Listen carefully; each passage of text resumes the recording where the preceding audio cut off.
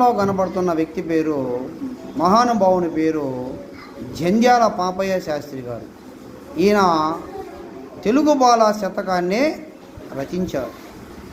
ఈయన రాసిన ఒక పద్యాన్ని పాడుకుంటే, దొరలు దోచలేరు దొంగలెత్తుకపోరు,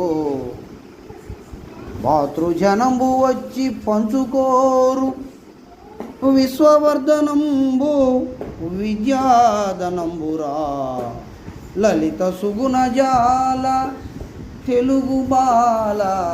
అంటే విద్య అనేది విశ్వవర్ధనంబు, అంటే విశ్వంలోకెల్లా గొప్ప ధనం అన్నమాట.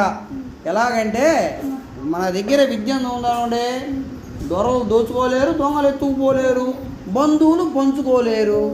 అంటే విద్య